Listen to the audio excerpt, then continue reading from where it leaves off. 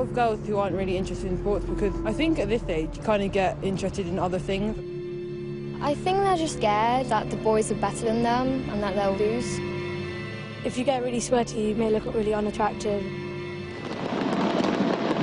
Inspire a generation was the key phrase of the London Olympics because something had to be done. In the lead up to the Games, sports participation for children was low, especially with girls.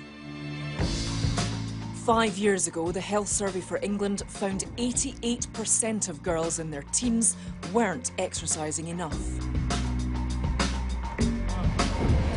Go. Today, PE departments are determined to address the issue. This new facility at Stoke Newington School in North London has been built to encourage the take-up of athletics. Girls sitting GCSE PE are enthusiastic about it, but not all of their friends are as keen on sport as they are. Girls they want to keep their makeup on and stay good looking. I think they're just like scared that the boys are better than them and that they'll lose. I don't think they like competing much. I think female sports stars have a reputation of being kind of masculine and they don't want to become really muscular. The excuses are quite flimsy, but they're still preventing girls from doing sports, so you kind of do have to look into them. Visiting the school, Christina Hurugu realises there's an expectation that her contribution to the medal table will inspire these girls. I'd love to train you guys, I would kill you. I honestly do think, the Olympics has shown a lot of, us girls did come out on top in the Games. We did really, really well.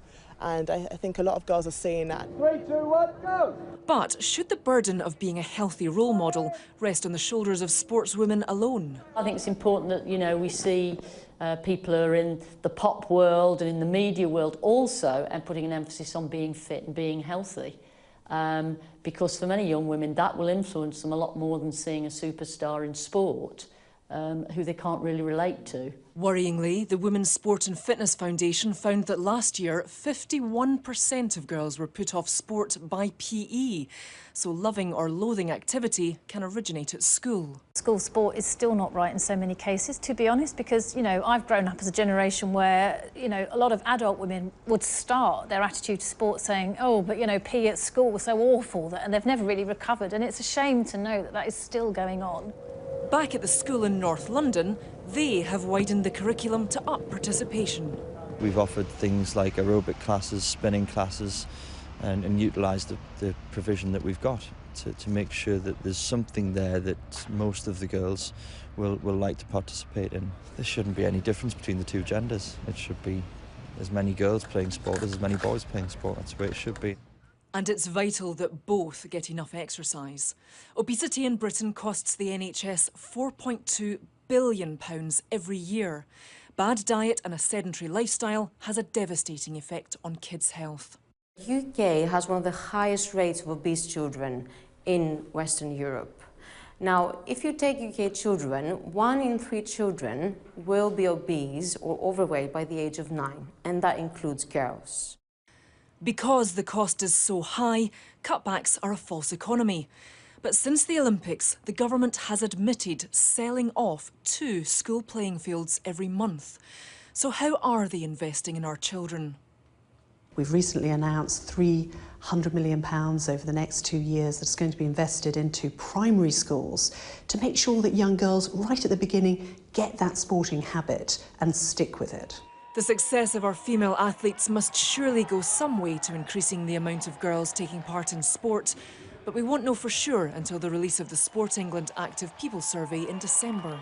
I've had really positive responses from, young girls in Sheffield, whether they're at school or, coming down to try athletics or another sport. They're all, really excited about sport, which, when I was at school, I don't think many girls were that kind of excited about sport in that way. So I think it is changing. I think what we're trying to show to girls is that whether you want to go ahead and be a professional or not, it's still important that you still maintain a healthy lifestyle and you still are being active in some kind of, sport regardless. A positive note to take is that 76% of girls do want to participate in sport. That means the will is there. We just have to find a way.